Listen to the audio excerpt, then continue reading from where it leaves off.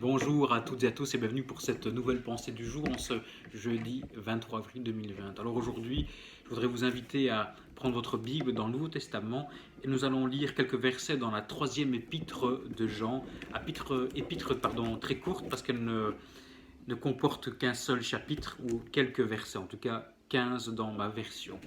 Et dans cette épître-là, Jean s'adresse à Gaius, son bien-aimé, mais il mentionne aussi deux autres personnes, Diotrephe et Démétrius. Aujourd'hui, je voudrais juste m'arrêter sur l'image de Gaius et l'image de Diotrephe. Alors, au verset 1, donc c'est Jean, qui se nomme l'Ancien, écrit à Gaius, son bien-aimé, et il dit ceci. L'ancien Gaius, le bien-aimé que j'aime dans la vérité. Bien-aimé, je souhaite que tu prospères à tout égard et sois en bonne santé comme prospère l'état de ton âme. Amen, alléluia.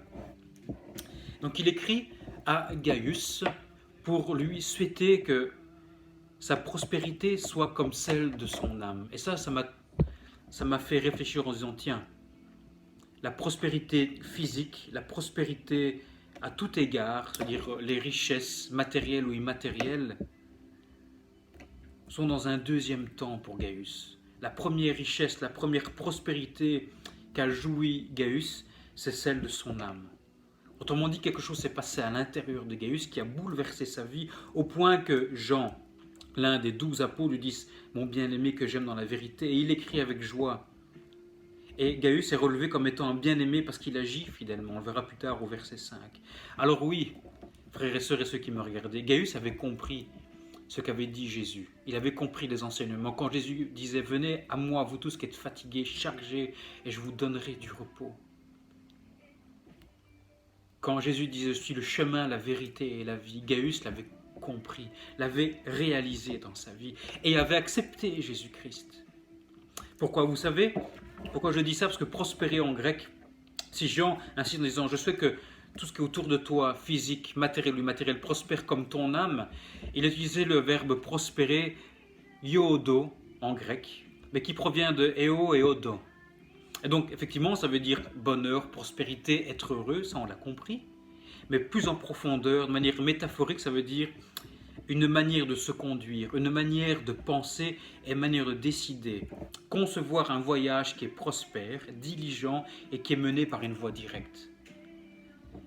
Gaius, en acceptant Jésus-Christ, a eu sa vie transformée. Gaius, en acceptant Jésus-Christ, a pu avoir un voyage prospère, diligent et surtout par une seule voie, qui est uniquement Jésus-Christ. Et moi, je voudrais que dans ta vie, tu puisses réaliser, accepter, comprendre que pour avoir un voyage diligent, prospère, pour avoir une bonne conduite, une bonne manière de décider, de prendre des choix, une bonne manière d'agir, il n'y a qu'un seul chemin à prendre, une seule voie à prendre, et c'est Jésus-Christ. Et ça, Gaius l'a compris.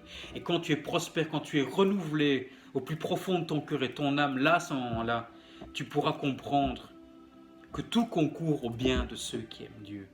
C'est-à-dire qu'une fois que tu acceptes Jésus-Christ, tout le reste va concourir. Dieu pourvoira à tes besoins.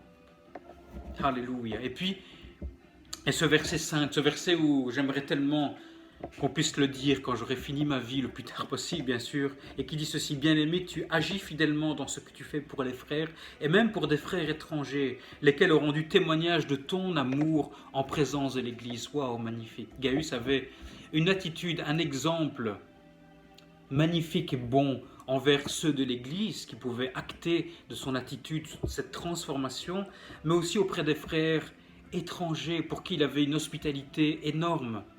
Une fois que Jésus transforme ton cœur, la chose que tu veux faire, c'est agir comme lui, aimer les autres, pouvoir faire ce que tu as devant pour aider les autres. Diotrephe, lui, au contraire, à partir du verset 9, Jean le décrit en disant Diotrephe, il va être le premier dans l'église. Diotrephe, il n'a pas forcément une belle aura, une belle présence dans l'église, il est très fier, il est arrogant, il n'aime pas s'occuper des frères et sœurs de l'église, et surtout, il n'aime pas s'occuper des étrangers. Et même encore de là, il tient des propos qui sont méchants, odieux à l'égard de Jean ou des autres apôtres. Est-ce que tu voudrais être un Diotrephe dans ta vie? Est-ce que tu voudrais être un Diotrephe dans ton assemblée, dans ta famille, dans ton travail? Et pourtant, combien d'entre nous avons un cœur tellement dur. Diotrephe est dans l'église, il travaille dans l'église à la fois, et pourtant il est fier, il est arrogant, il n'accepte pas l'hospitalité, il est froid à l'hospitalité, il est froid à donner de l'amour. Vous savez, Diotrephe, c'est l'image même d'un chrétien ou d'une personne qui n'a pas complètement donné son cœur à Dieu, qui n'a pas complètement ouvert son cœur à Dieu et qui garde des blessures, des meurtrissures, des difficultés. Et à ce moment-là, Dieu, lui, il est bloqué. Pas parce qu'il ne peut pas le faire, Dieu peut tout faire, mais il est bloqué parce que tu ne lui permets pas, parce que Diotrephe ne lui permet pas de rentrer dans son cœur. Que Gaius l'a fait. Et comme il a ouvert son âme, il prospère dans son âme, il prospère autour de lui. Alors ce qui est intéressant, c'est que Gaius veut dire en grec ancien le monde, et Diotrephe veut dire être nourri par Zeus. Et moi, Zeus, c'est le dieu de l'Olympe par excellence, avec ses foudres. Et pour moi, Zeus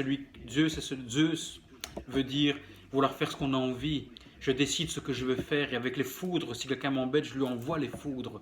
Zeus, c'est quelqu'un qui agit par la chair, qui est rebelle et qui est sanguin. Gaius, c'est le monde qui avait besoin de Jésus, et c'est le monde qui a accepté Jésus-Christ. N'oubliez pas Jean 3,16. Dieu envoyait son Fils Jésus-Christ à mourir sur la croix afin que quiconque croit en lui ne périsse point mais qu'il ait la vie éternelle. Le verset 11, il nous dit, bien-aimé, donc il parle à Gaius, n'imite pas le mal mais le bien. Celui qui pratique le bien est de Dieu. Celui qui fait le mal n'a point vu Dieu.